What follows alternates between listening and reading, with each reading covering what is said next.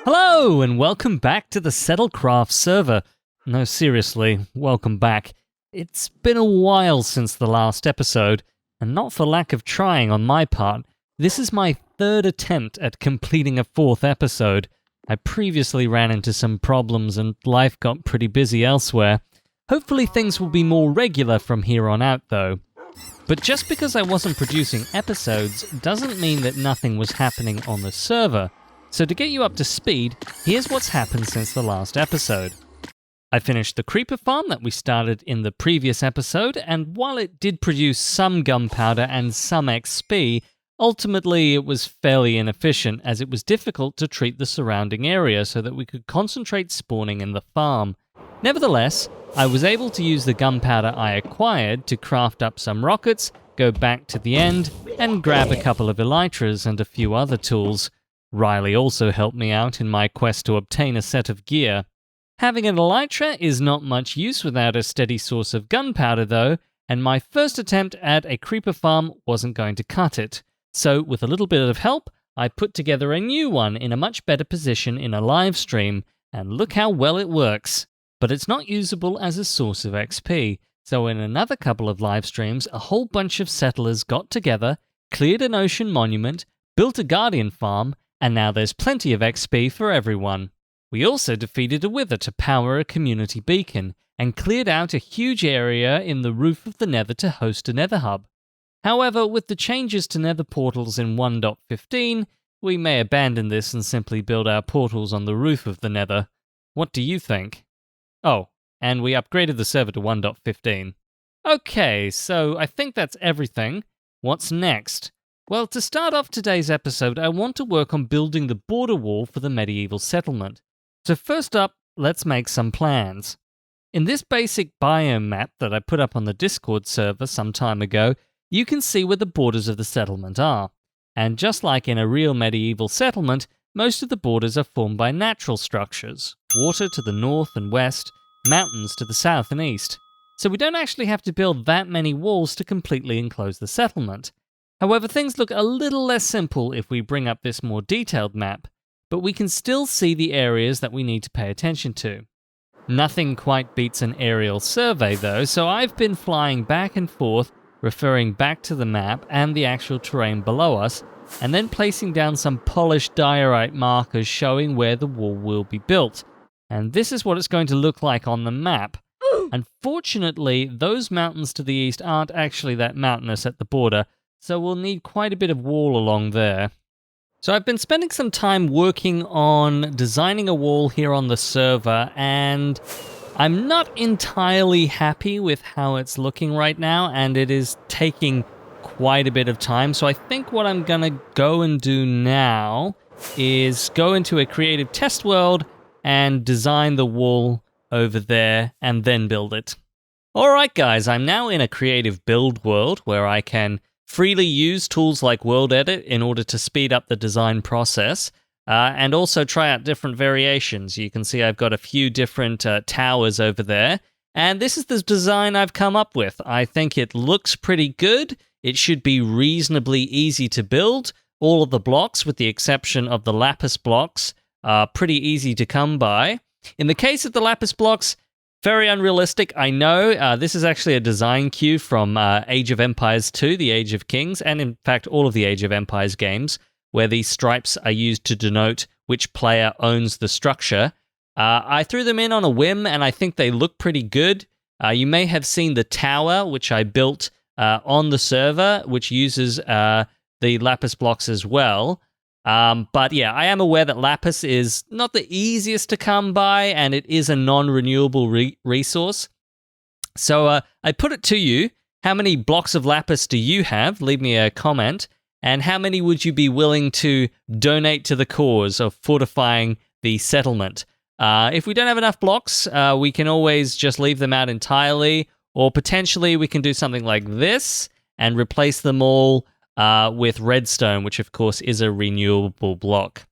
Another thing which we'll probably do is we'll dirty this up, we'll weather it a little bit. If I do something like this, it gives you a little bit of an idea. I'm pretty set that we will use the cracked stone bricks. We'll also blend in a whole bunch of mossy stone bricks at the bottom. Whether or not we add the cobblestone and the andesite, I'll ask you guys what you think. Again, leave me a comment. But yeah, that's the overall design for it. Now, inside the tower, I've taken a design from Mumbo Jumbo. When I walk on this pressure plate, the magma block changes, and I'm able to get up using the soul sand, and then it changes back. So I can go down very easily. And again. And so if I just go up here, this is our watchtower. We can spot the enemies coming towards the settlement. We can also, easily navigate around the outskirts atop the wall. And yeah, that's the basic design of it. It will be interesting to see how it looks in the field. And now I think it is time to get to work building it. Okay, now that we're back on the Settlecraft server, I'm just going to remove all of the unnecessary stone bricks because we're going to be moving from having a wall that is 2 blocks wide to 3 blocks wide. So we might as well recover the middle section. Okay, now that most of that is done, what I want to do now is lay down the entire foundations. And I have to plan where I'm going to put the intermittent towers in order to do that. So I know I want to have one right here at the end of the wall. And I will probably have one right there. And I don't know, maybe I'll put one in the middle. No, I think 2 towers will be enough. Man, there's a lot of squid down here. Can never have too many ink sacs. Oh.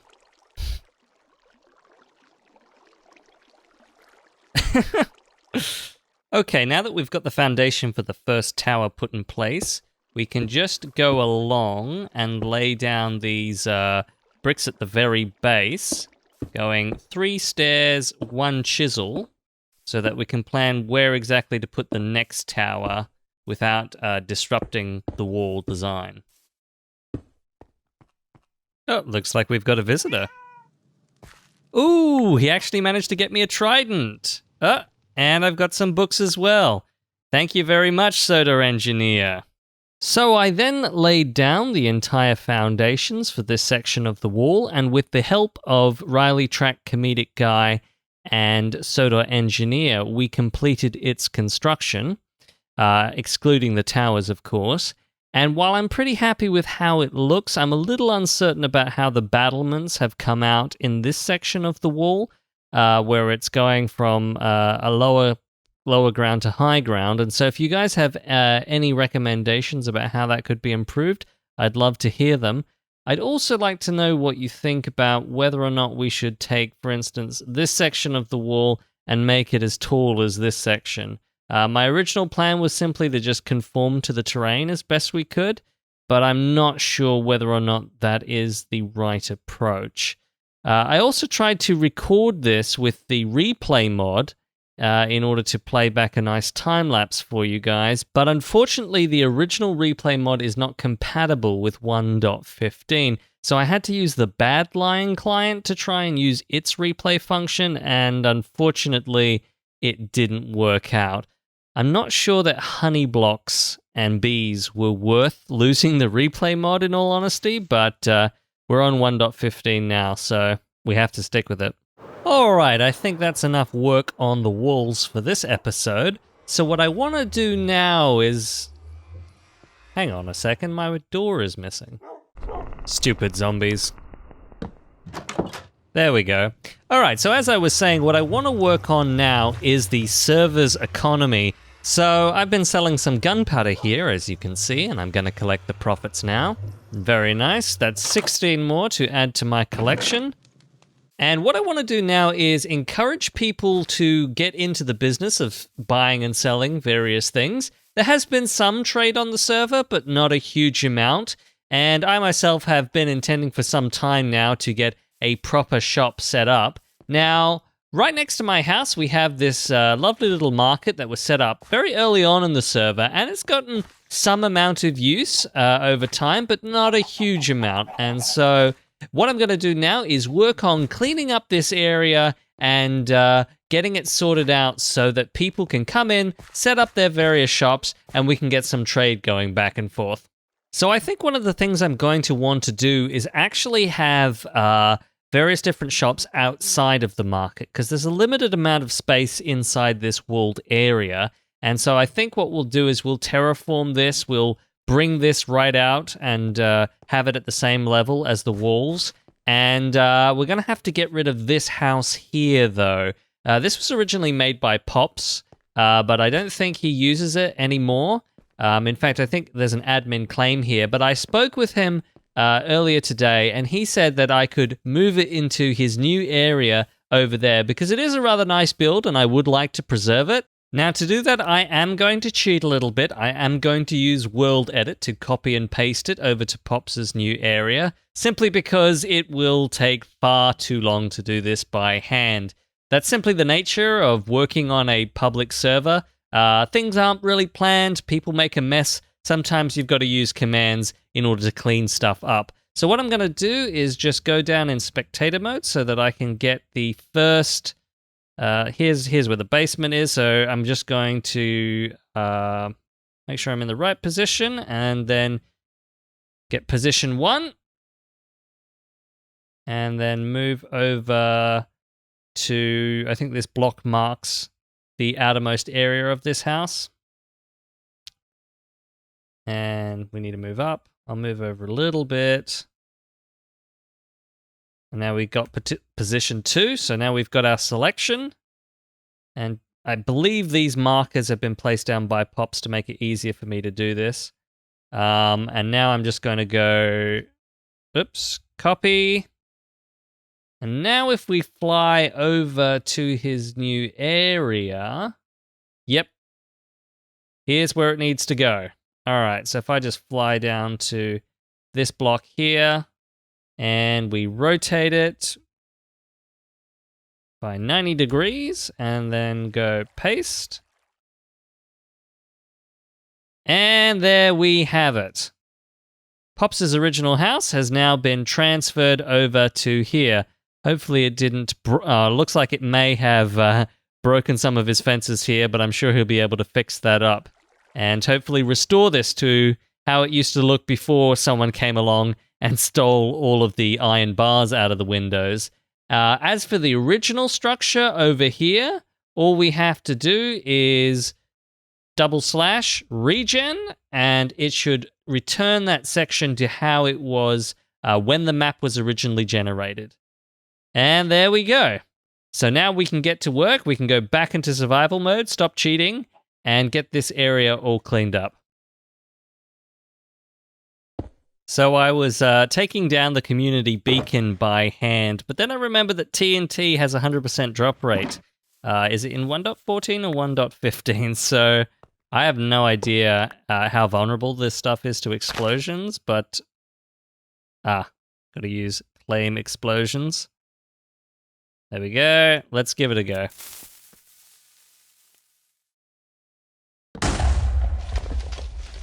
Yeah, you know. It's a little bit faster than doing it by hand, I suppose. So you may remember that Riley MN1 used to have a tree house here, which didn't really fit the medieval theme of this settlement, so I actually took it down and stored all of his things in these chests here. I'm now going to have to move all of that, though I'm not sure where. I think at some point we're going to have to get a proper site set up to house all of the materials from people who haven't played on the server recently, if their builds get taken down or their stuff moved, because that will have to happen from time to time.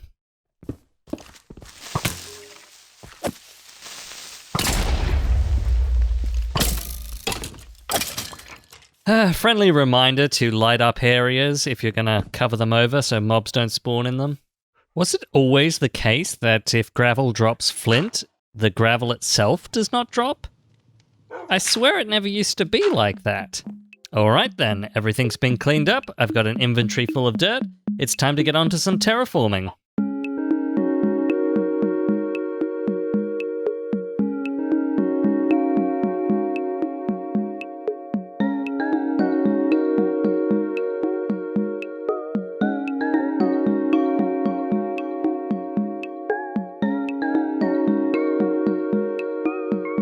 Okay, so now that all the terraforming is done, we can take a look around and plan out what we're going to do next. I'm going to build some more of these market stalls at the front. I mean, that's why we prepared all of this space. Probably just about 4 to get us started, and then we can build more later. On the inside, I think we can get rid of that tree, and it's well past Christmas time, so I'll take that down. I'm not sure what exactly is going on over here, but I'll probably replace these strange structures with more market stalls. You can see that there was a reoccurring problem where people would just steal the wool from these because they weren't protected. You know, people would log in and they would want a bed so that they could skip the night, and this was the most readily available source of wool. So we've got to make sure that all this is protected now, and I think what I will do is create one big claim, and then you can actually subdivide claims. So I'll then assign the claims to whoever wants to make a shop. And given that how this has worked out in the past, I think we're definitely going to have to make it the rule that if you want to keep your shop, you've got to keep it stocked, right? And people have to be buying from it, so we can have a bit more of an active economy on this server. So yeah, let's get to work on some of this stuff. I've just been cutting down this tree and I can hear a skeleton. Is there one in here? One down here, maybe? No. There's definitely one around here somewhere. Oh, here we go.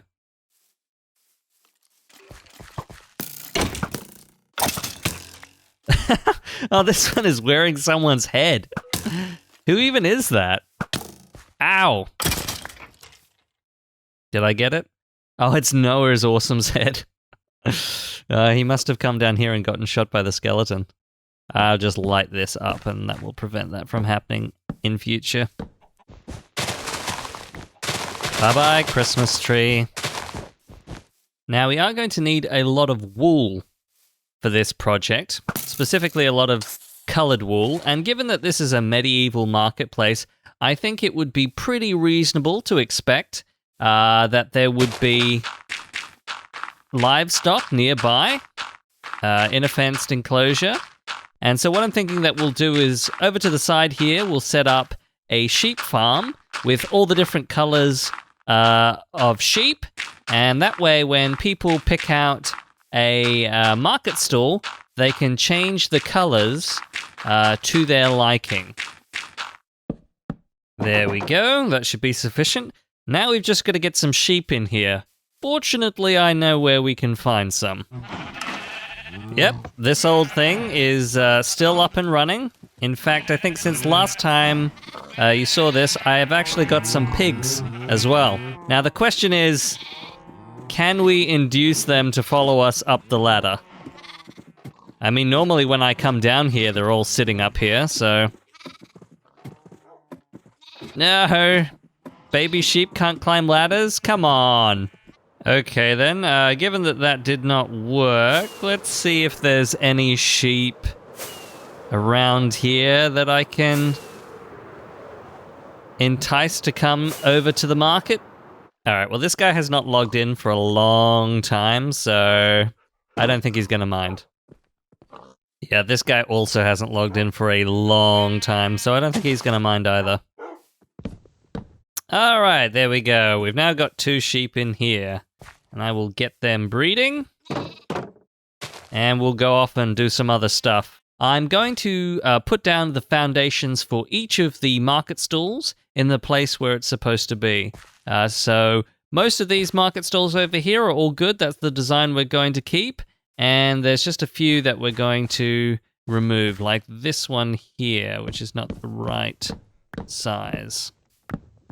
Okay, so I've cleaned up all of the old shops and I've laid down the foundations for where future stores can be built. I've decided to remove the 2 shops here for now, so that people have easy access to the shops at the back and they can clearly see them.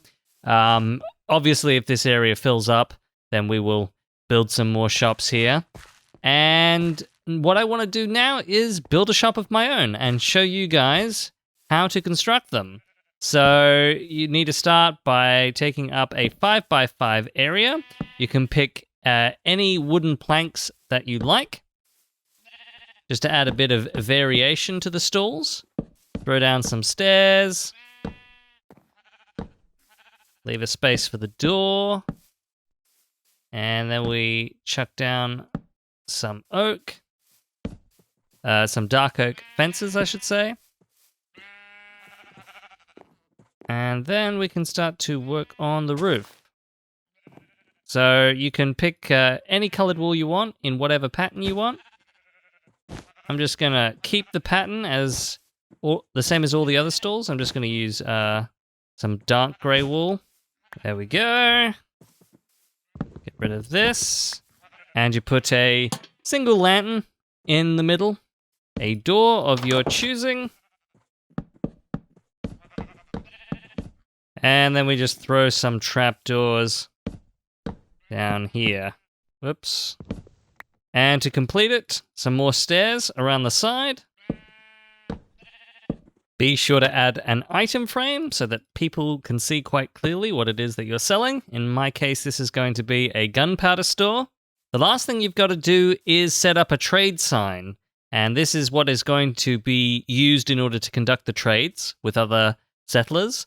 And to do that, the first thing you want to do is fill your inventory with whatever it is that you're going to be selling.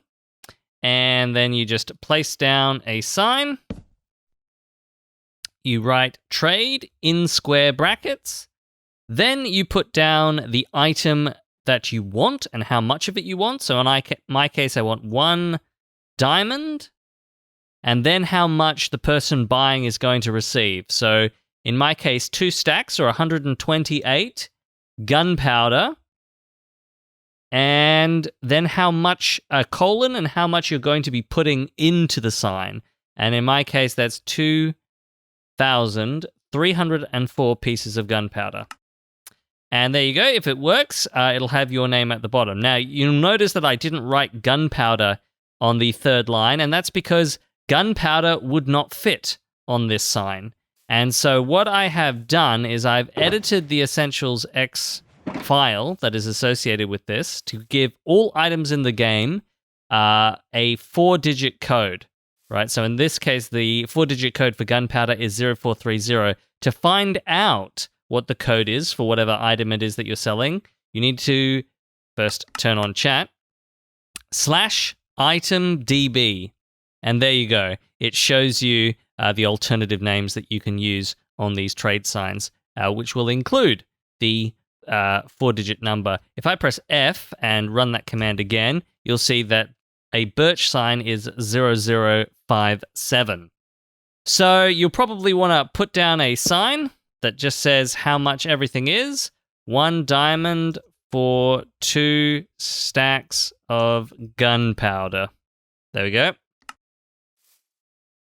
And there you go. The store is all up and running. What people can do is, as long as they've got 1 diamond in their inventory, if they click on this sign, they will get 2 stacks of gunpowder and they will lose that diamond. And that diamond will be stored in this trade sign and I will be able to come and receive it later. So I think that is everything. If you want to come and reserve a stall for yourself, you won't be able to put down a sign or anything because this area is protected. But just walk over, press F3, grab the coordinates of the stall that you want, and let me know on the Discord, and I will come over here and I will assign you that stall so that you will be able to begin building in it. But I think that is all for this episode. So thank you all for watching, guys. I know that it's been a while, but hopefully I'll see you again very soon. Bye! So after the Creeper Farm livestream, there were a few uninvited guests on our server who decided to try and get my attention on my next login in a rather obnoxious way. Rather than just banning them outright though, I decided to have a little fun with them.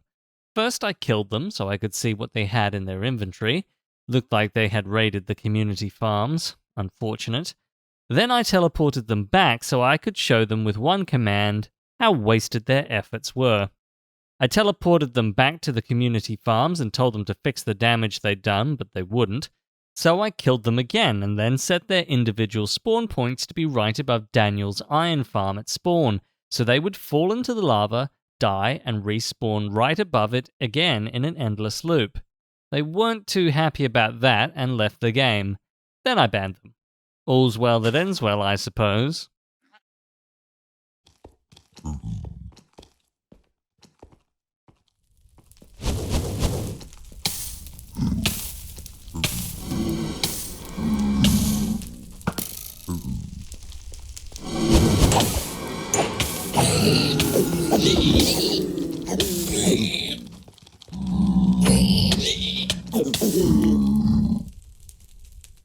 Gosh dang it.